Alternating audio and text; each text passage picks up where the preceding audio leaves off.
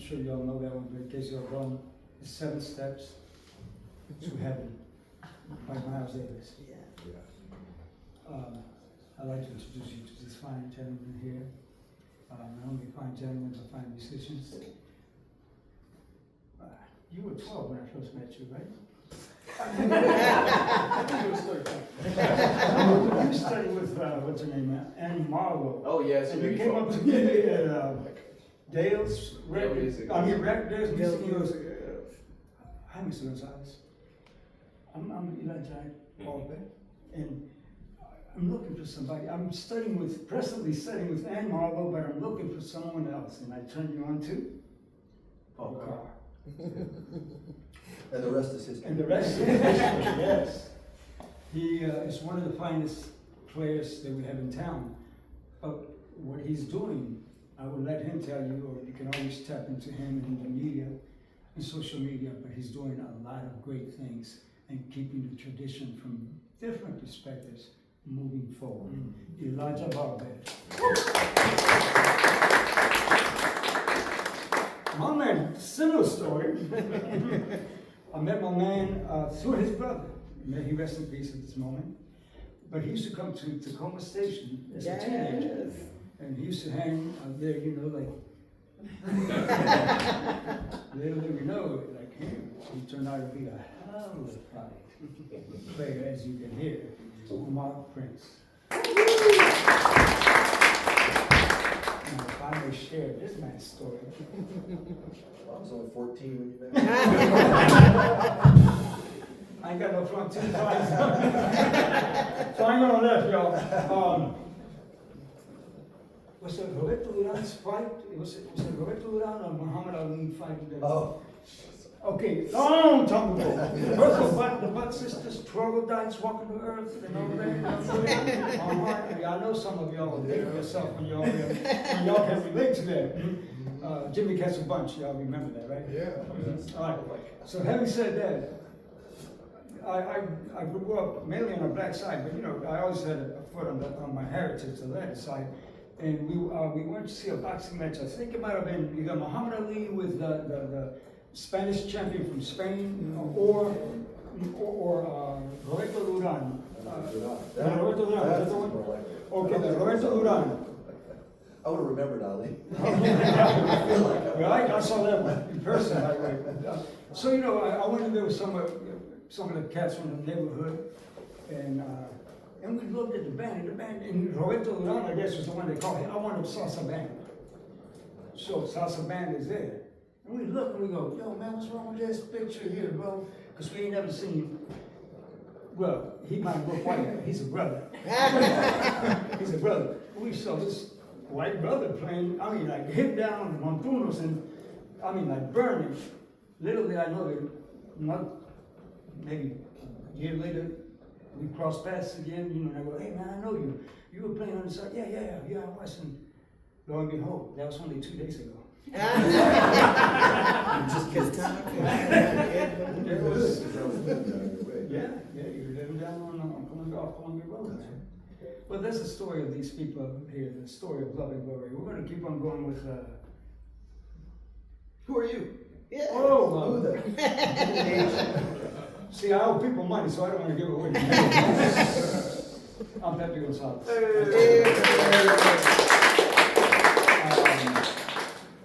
You know From Roots? Yes, sir. From Roots? Okay, one of the most prolific writers is Cedar Walton. Cedar Walton played with Who's Who, but at the same time, one of the greatest books of jazz repertoire is Cedar Walton's book.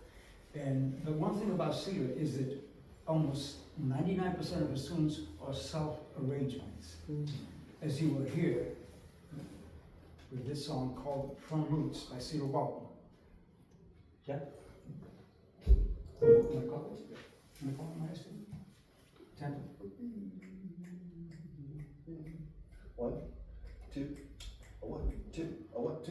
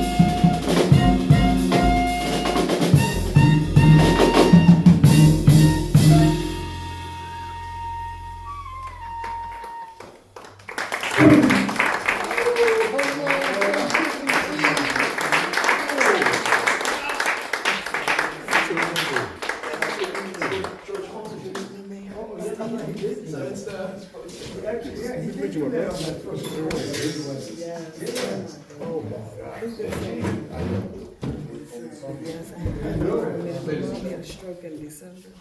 Somebody's going back and forth.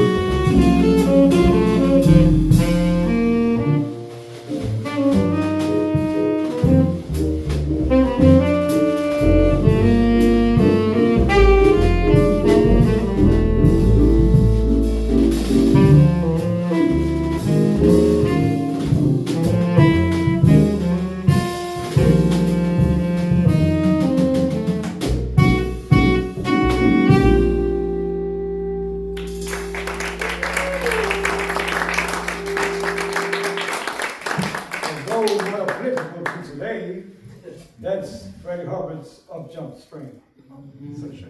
But not applicable to today, of course. It's more like winter time. How about like Lucy then? Oh, we got time. Oh, shucks, it will be.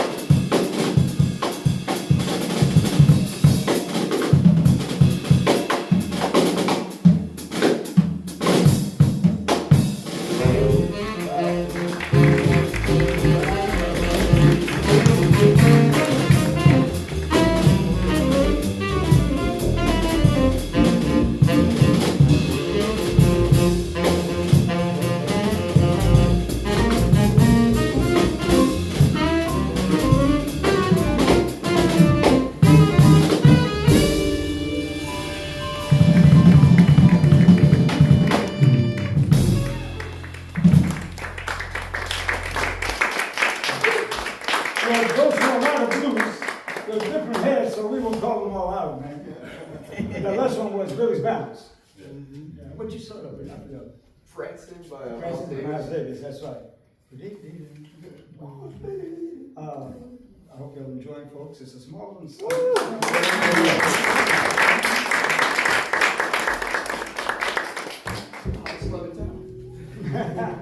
Usually we get more people in this. Hey. I'm surprised. Quality. It's about quality. That's cute, that's cute. As long as you see smiles out there, that means we're doing something good.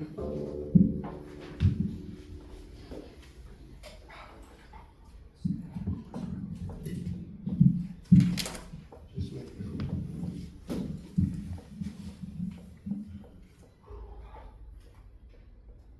Good afternoon.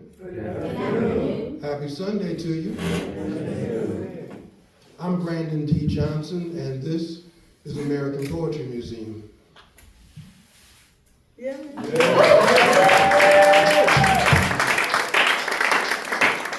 I'm going to cheer for American Poetry Museum.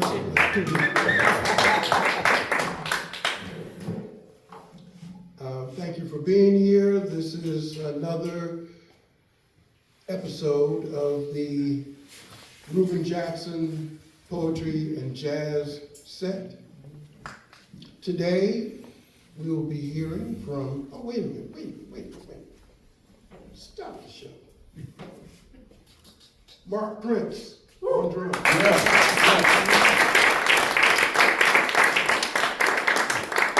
Elijah Balbed. Jon Ozment.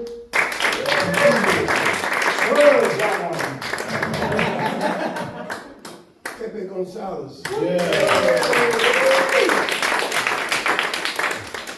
It's always a pleasure. I just want to say, it always sounds like they've been playing with each other and practicing every day and going through their set list and everything. Nope. They get together here. This was our rehearsal. They know the language. They say, do such and such and such in the key of E. And they knock it out. And it's always good. Oh, yeah. Thank you.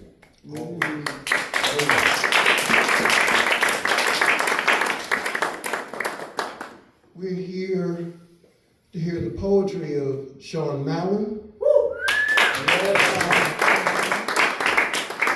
and Carol A. Beane.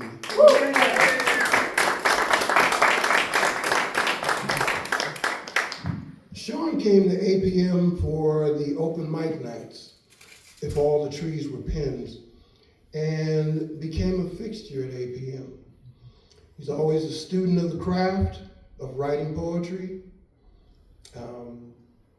He comes often, and honestly, two of us sit and talk about books, movies, and general what's going on in the world. And it's always a pleasure. Sean's just a great guy and my friend. Carol A. Beane is a wordsmith at heart. And this is from the Hill Rag, where she was featured. She's lived, loved, and worked in DC since 1991, teaching Spanish language and African Hispanic literature, and simultaneous interpretation and translation at Howard University.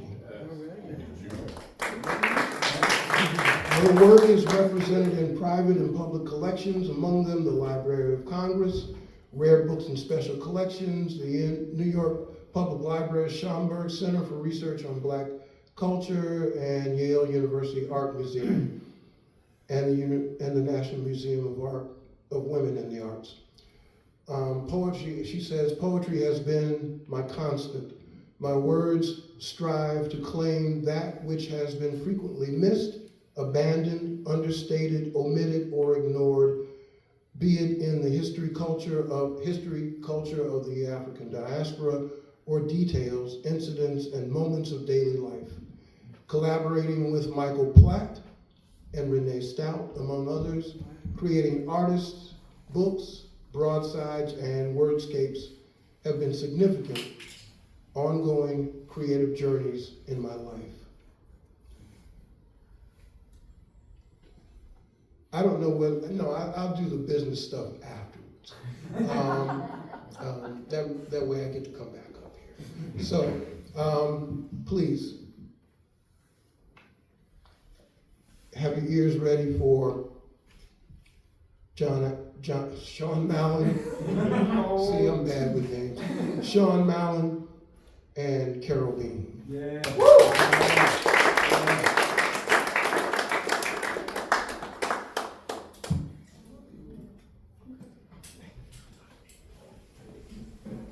And if you want, Carol, we can put this up over here.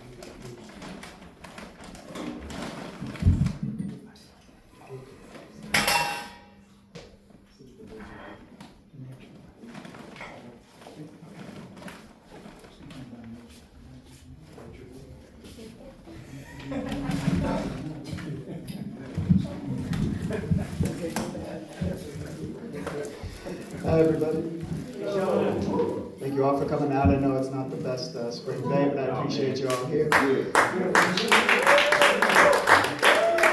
think, as Brandon said, we've been coming to APM for about 3 years now, hearing the poets and the band, the jazz band. It's always an honor to be up here and to play with such wonderful human beings, or read while you all play, so thank you. This first one I want to read is called Nature Preserve.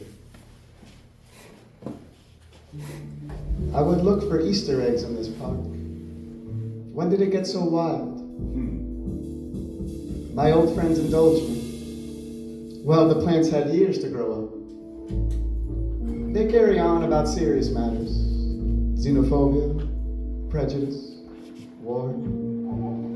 I drift to hibiscus petals, hovering above saw palmettos and snake plants. The scene, a slow motion chase, in which zombies bite, snap at pink flesh, flushed cheeks holding their breath. How long before a flower turns carnivorous?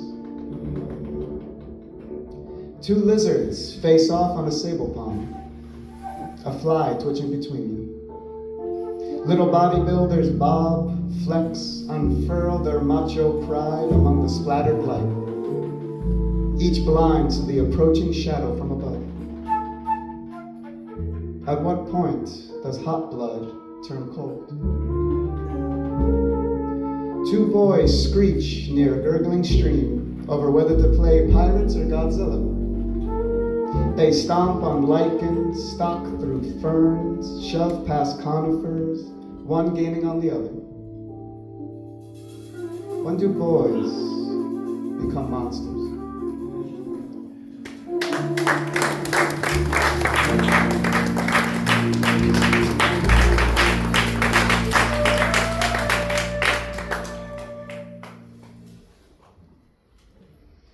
This next one is for my mother.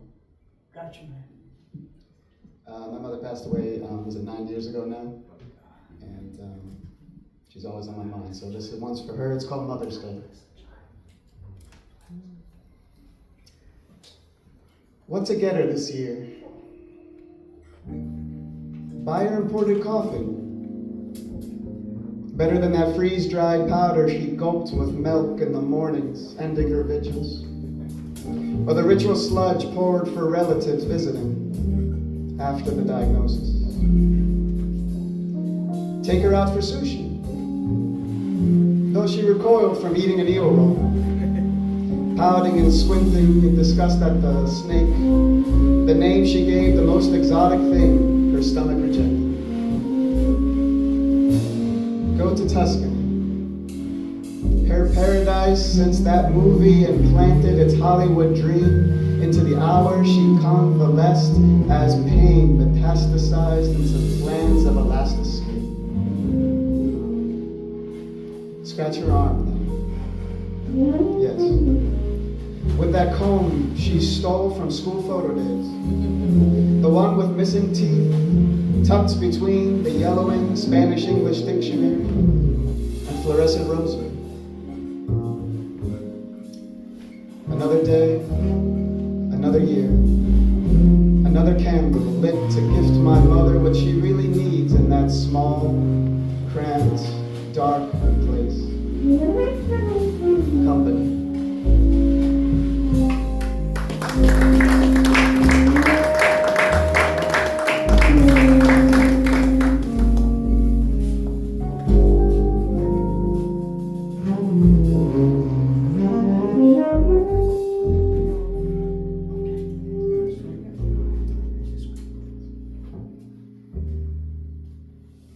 This is about my mother.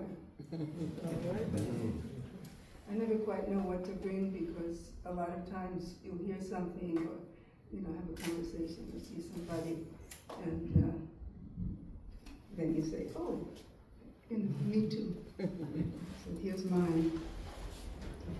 Mother's stories are long in telling, are sometimes filled with silent echoes of resonances beyond their daughter's knowing. So we wait and listen carefully to fragments and nuances and hope to be around when they get with their friends in the kitchen and begin with the remember when's and the well, did I ever tell you? And the oh, you should have seen. Now we have come more fully to understand how and why they still call each other girl, or some say share. But this is more infrequent than we'd like. And sooner rather than later, it is violated by illness and failings and forgettings and the falling away of friends, till there are few with whom to sit and talk.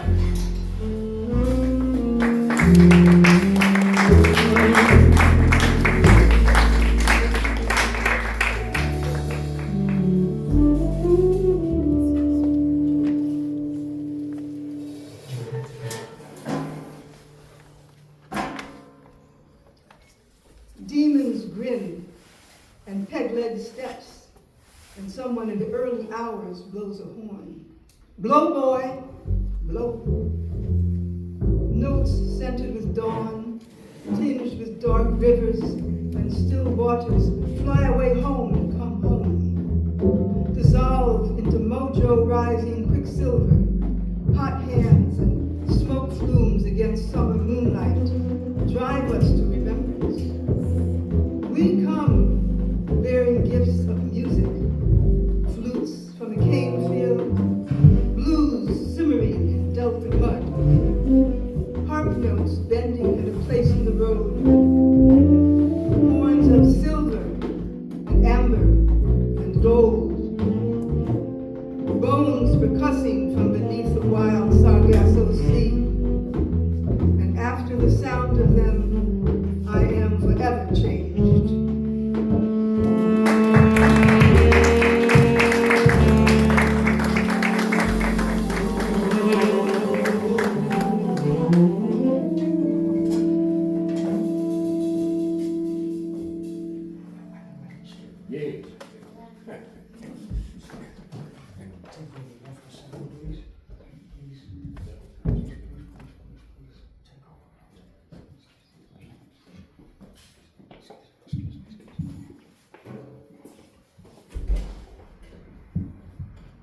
This next one I call Ode to Tea. Something like that. Soil, root, wood, mist, breeze, bud, sun-soaked siblings, picked to age, chosen to dry, bagged, shipped, shelved, bought, brought to pot, shriveled capsules drop, clanking inside hollow vessel, prepared, gently rinsed, ready for a boiling current to wash, refresh, release mounted tension, slowly loosening their grip before pouring libations into a pair of proffered mugs. Steam rises from ceramic. Heat radiates to listless hands. Scent escapes a loose-lidded bowl. Rare incense from moist leaves make space for our muse. We tell bitter tales, fresh jests, sweet reflections, tart regrets that build, sway, a melody of quick sips, easy sighs, love thuds. Rich timbre giving way to discourse that coats the tongue as tinted liquor drops wet rings on the worn wooden table between our planted elbows. Steady hands, 2 sets awaiting still water to simmer again, so that steeped in time we may draw from earth's offerings, infused into one full cup.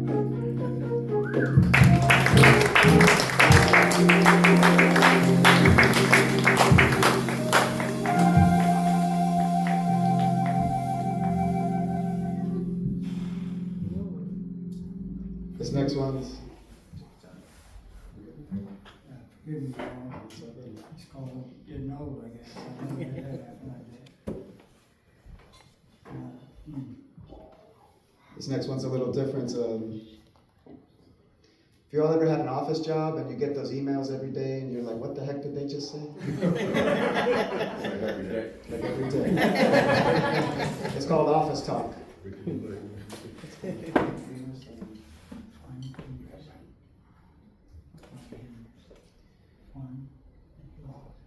About 2/4 mile.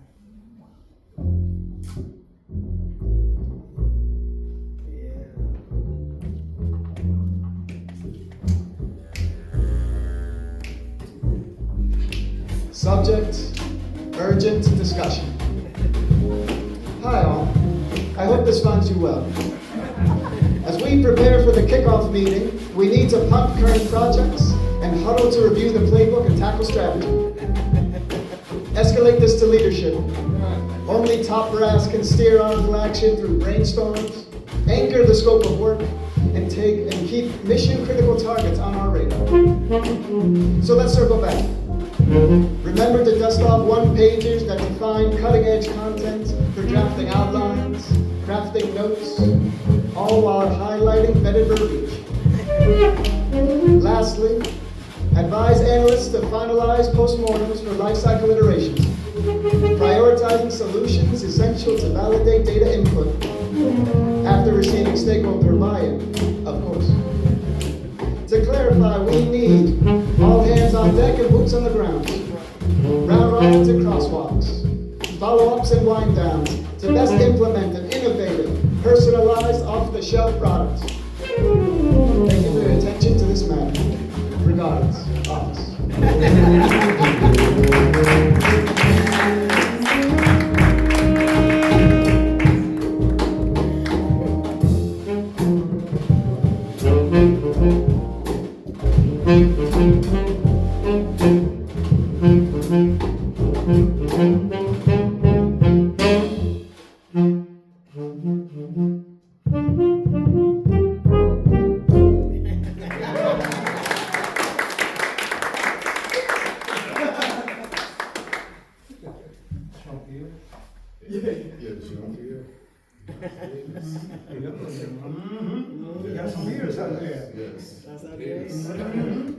This one comes with pictures, one of the artist books that my husband and I did, and riding around DC on the bus or walking, you're always looking at other people. And now that I've become an older pedestrian, you wonder sometimes, because there's always a little something wrong, who might stop, if you fall over in the street. So this has that also kind of as a subtext. She used to sleep with her back to the dawn. She used to sleep on a grate, red high-heeled shoes neatly together, at the head of her cardboard box when she could get it bed. She was a brown-skinned woman, the color of clothes, thin as a winter's day. She used to wait for the bus, gilded sandals of fine Italian leather over her shoulder, by her side. She would lean on the post and wave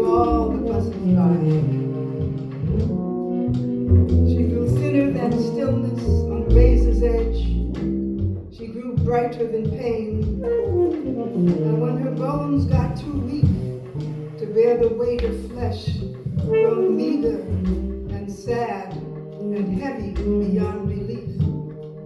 She put on her red high heel shoes and she walked away.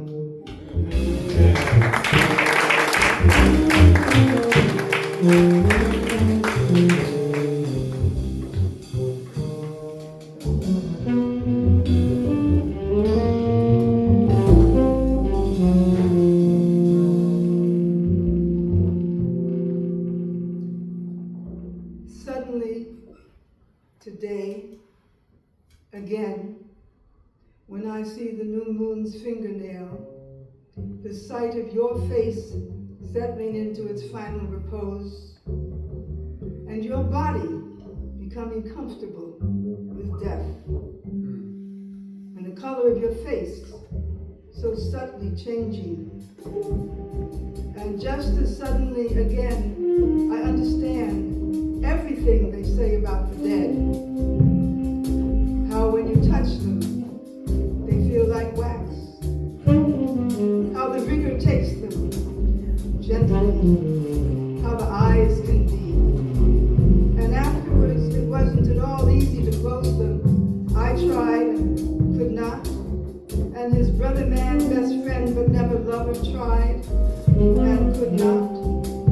And that left eye just kept its vigil of a low, full moon in a winter sky, watching us, because it really wasn't ready to go yet, even though it knew the hour was past. Still did it refuse to take its leave. Suddenly, today, again.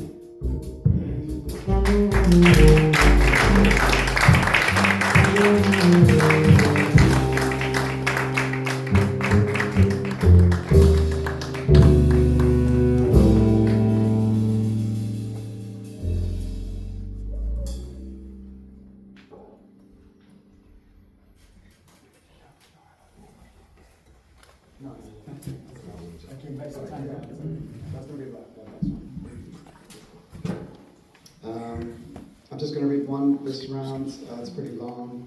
It's a series of definitions. And I get into my own definition. Messing with you? No, I'm not. Let's go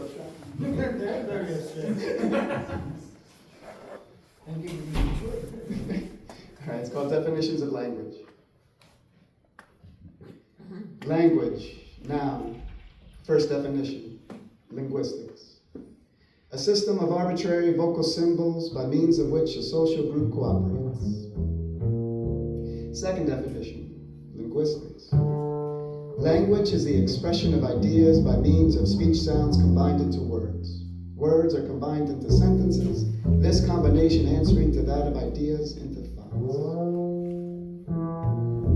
Third definition, mean. Language is energy. It pumps through the body politic, moving us one way or another. When a judge summons you, when your mother cries your name, when your neighbor spits their hate, when your lover whispers in your ear until the hair on your arm stands up. If tamped down or repressed, words still bubble to the surface, bleeding out through our eyes, through our arms, through our fingers, contracting, relaxing. Words must move, they cannot stop. They constantly churn in the gut, climbing their way up the throat, skipping the brain more often than not, only to escape through clenched teeth in a set of sound combinations that both clarify and cloud our intentions in the same mysterious utterance. But as sound waves push forward and crash, they do not break on static shores, but pass back into deep silence. Silence nurtures. It is fertile ground for relish and resentment. Silence kills. It suffocates ego and self. Silence piles the words like logs and fuels the transmutation of anxiety and ecstasy. Silence must stir or suppress. It cannot be still. Silence is word as pure potential, and potential means power. Language is power. That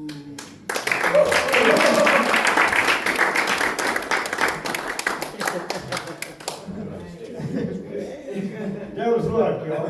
Yeah, man. No, this is.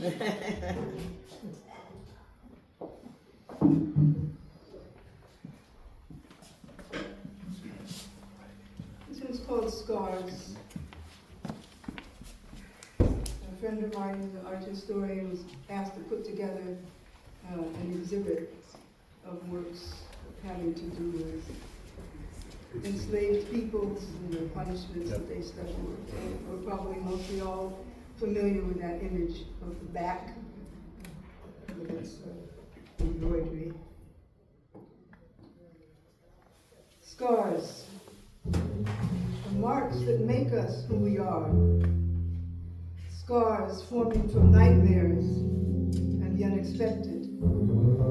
Layering, structuring, irregular binding of cells to cells. Surfaces smoothed, deflecting, strengthening tissue, protecting, bearing witness to trauma, aid de mémoire, lest we forget. I have never known whips lashing across my back, or lived in a body challenged with such raw imprints on my flesh. Never felt a healing poultice on me, relieving essences of willow bark and herbs suspended in honey, comfrey, calendula, mosses, St. John's wort, yarrow, and spider's silk, all carefully gathered and prepared, solace to my skin. The soul heals wounds with living, fine, sheer veils of grace.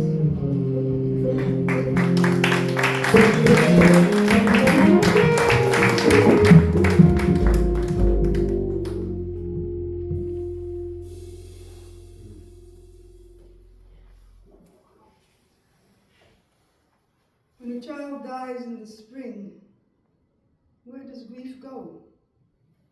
With the knowing of the child, the man, the woman, begun so little time before, and the pain distilled in the greening and the blooming and the lengthening of the days.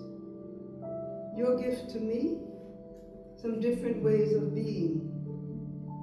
Would that I could give the gift of time.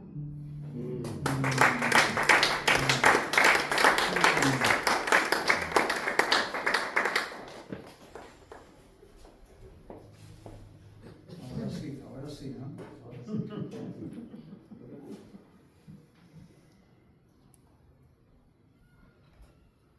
I think this is going to be the last one I read. And it was the first one I ever read here at 8 p.m. It's called My Mythical Homeland. Ooh.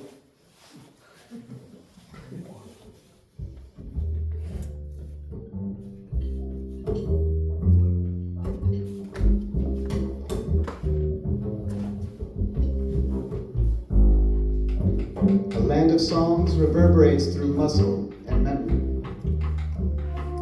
A wind carries me across a sea of centuries to an island where the bitter smell of Arabica, already ground, mixes with the nectar of cane, only half as sweet.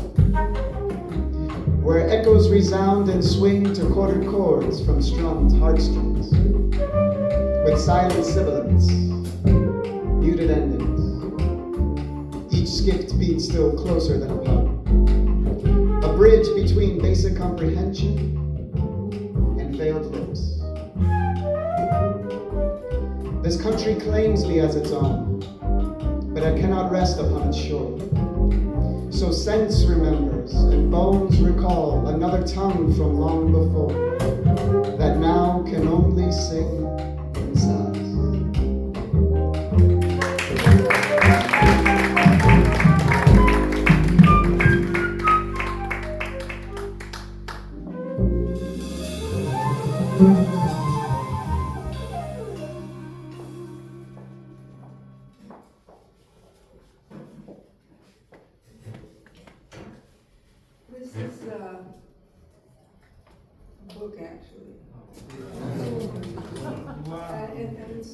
voice that I overheard, not my family, but my husband's family.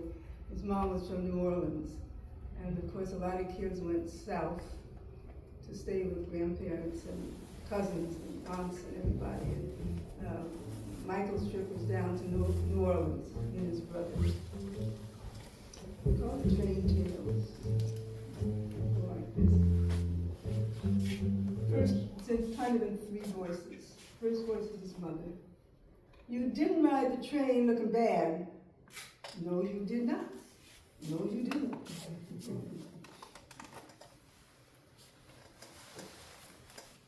Two little boys going down to New Orleans from D.C. to visit our grandmother. Summertime. Two little boys. Our folks bought the tickets, one for me, one for Joe. Had our tickets. Had our brown paper bags with our sandwiches and our fruit. Lady got on the train. Conductor came back, made us get up out of our seats, and we had tickets. Our parents had paid good money for our tickets. Didn't matter. She sat down.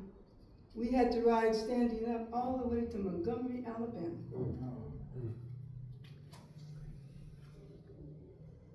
D.C. to New Orleans. Two little boys sitting in our seats, waiting for the train to pull out of the station. Train started real slow, like always. We were looking out our window, see our father running, right alongside the train, right by our window. Brooks! Brooks! Our father, Brooks.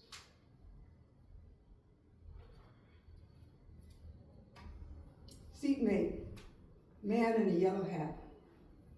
Everything in my brown paper bag gone. Man sitting facing me had a big mustache. He was wearing a yellow hat, like a derby, a black band. He talked different. Had his own brown paper bag. Reached in, pulled something out. Took a knife out from his pocket. Asked me, want some, boy? I asked him, what is it? He said, salami, good for you. Put here on your chest. I said, I'll try it. He laughed. I didn't know why.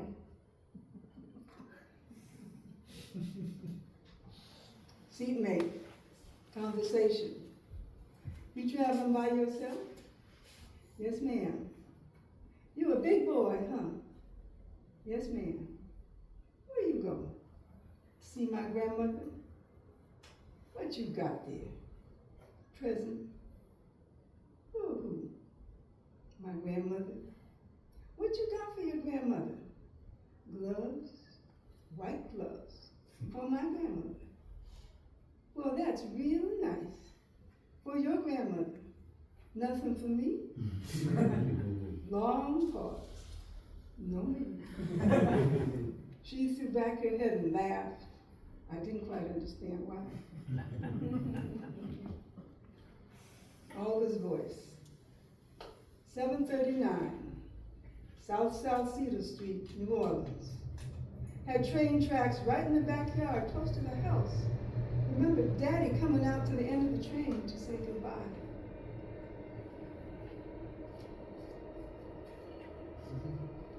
Sharing. I gave a lollipop to a little white girl who took it and ran to her mother saying, Mama, look what the pretty little nigger just gave me. And I didn't say a word. I just sat there and sucked on my lollipop. And the little white girl sat there and sucked on hers.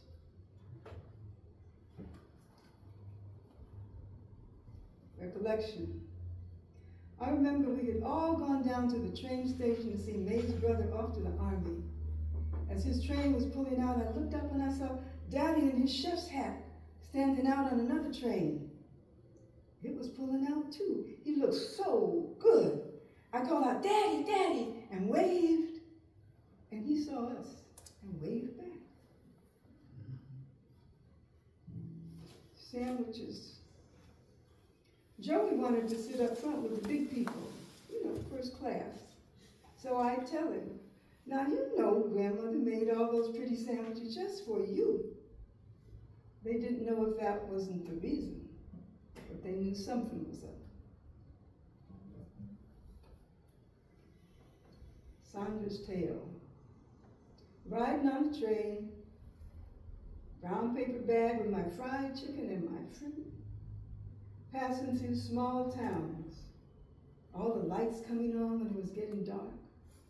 Daytime, everybody's waving at you from their backyard fence, waiting and watching and watching and waiting and waving.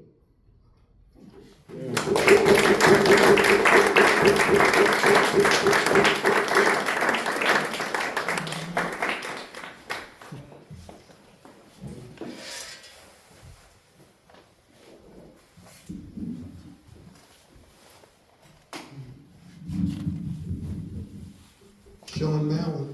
Yes. Carol Beane.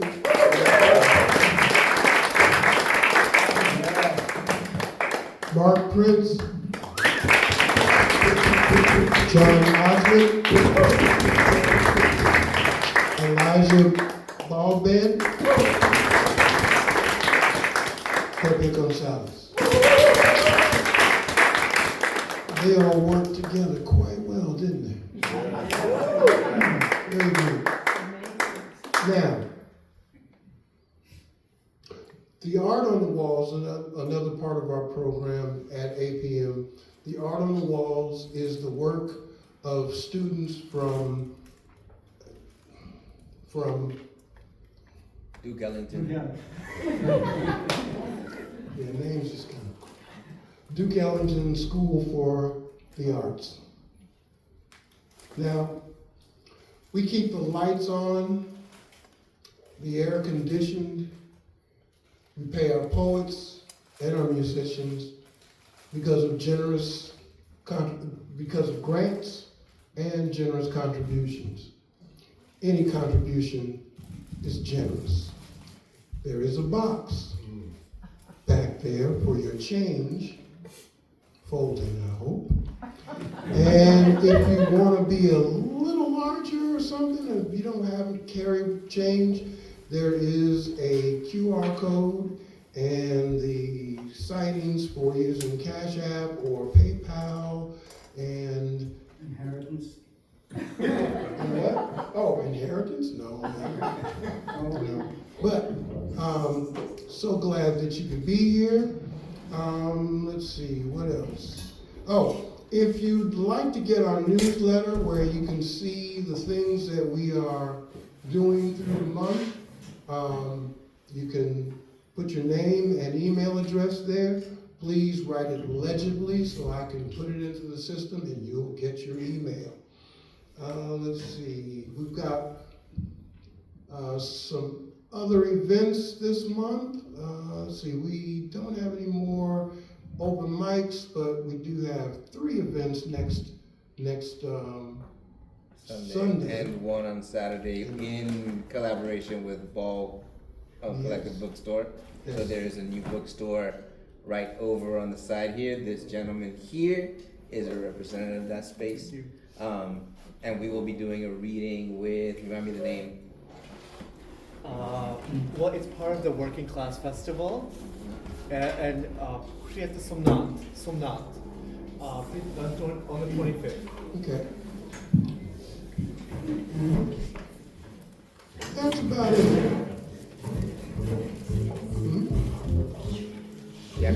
Y'all got another couple of tunes for us? You got a couple tunes? Oh, they're gonna play some more. All right. I'll get out of the way. I'm Brandon D. Johnson. And this is American Poetry.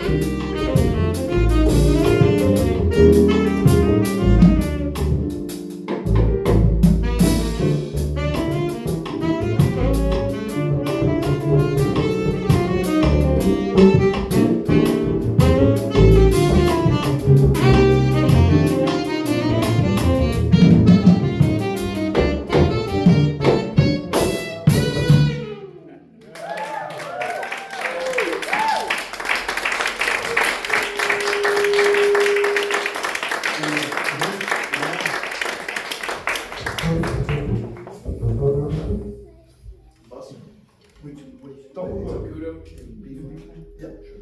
I think you said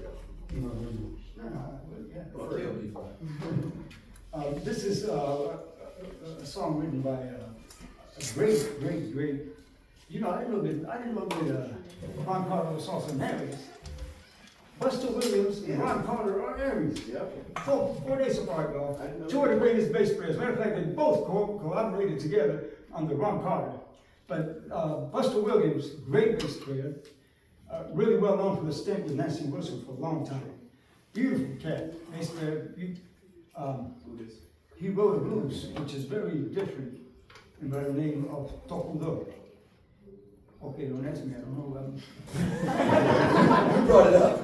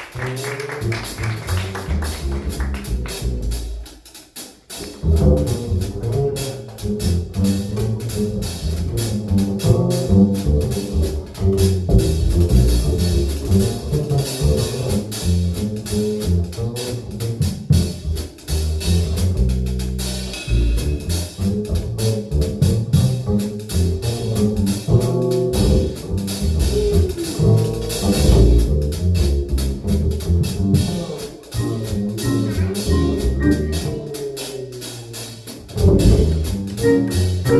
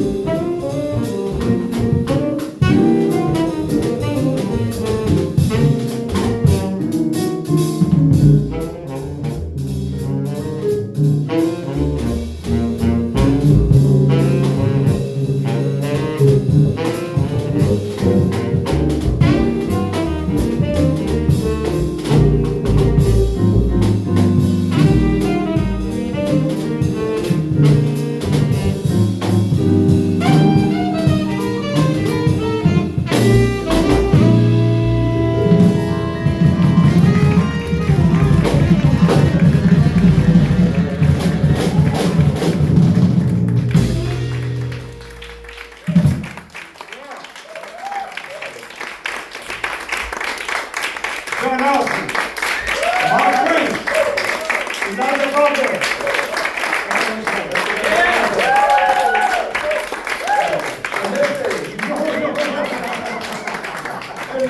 No, give up. Ain't no heaven here.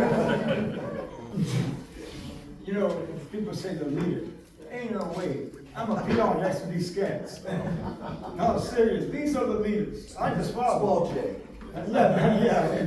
Joe, no heaven ever failed. Sorry about the earlier. Sorry about my earlier runouts. I had a cramp that I've never had before, and it wouldn't stop. So I appreciate y'all's patience, but I'm back. Okay.